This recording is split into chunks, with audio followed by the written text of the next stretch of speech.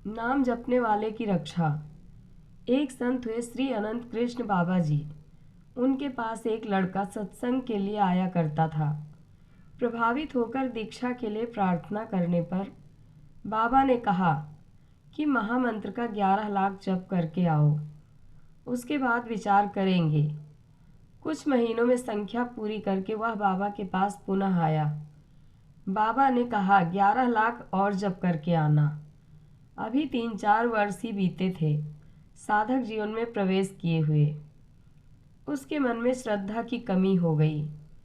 वह एक दिन कहीं जा रहा था तो एक तांत्रिक को कुछ सिद्धियों का प्रदर्शन करते हुए देखा। तांत्रिक ने उससे उसके बारे में पूछा। उसने अपनी उपासना के बारे में बताया। तांत्रिक ने पूछा कि तुम इतने वर्षों से इतनी संख्या में जप करते हो, साधना करते हो, उससे तुम्हें कुछ अनुभूति हुई? उस लड़के ने कहा, अनुभूति तो नहीं हुई।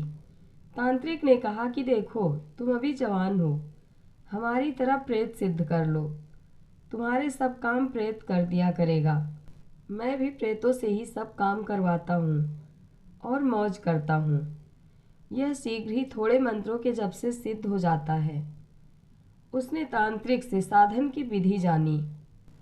उसने विधि से तंत्रिक मंत्रों का जाप किया, पर कुछ हुआ नहीं। उसने तांत्रिक से कहा कि मुझे तो कोई प्रेत सिद्ध हुआ नहीं। तांत्रिक ने कहा, पुनः प्रयास करो। इस बार भी प्रेत प्रकट नहीं हुआ।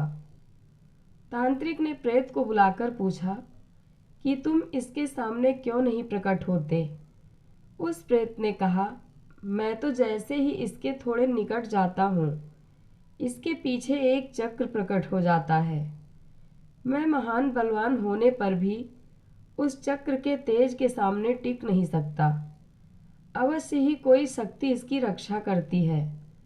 इस घटना के कुछ समय बाद उसको बाबा की याद आई। जब वह बाबा के पास आया तो बाबा बोले, बच्चा, तेरा पतन होने से साक्षात नाम भगवान ने सुदर्शन रूप से तुझे बचा लिया। नाम भगवान यदि तुझे नहीं बचाते तो हजारों वर्षों तक तू भी प्रेत योनि में कष्ट पाता फिरता। नाम का प्रभाव प्रकट रूप से ना दिखे तब भी नाम का प्रभाव होता ही है। नाम जपने वाले की रक्षा भगवान सदा करते हैं। इस प्रसंग से शिक्षा मिलती है कि वैष्णवों को कभी भी तंत्र भूत सिद्धियों के चक्कर में नहीं पड़ना चाहिए। जय श्री कृष्णा। कथा अच्छी लगे तो कमेंट बॉक्स में अपनी राय ज़रूर दें। धन्यवाद।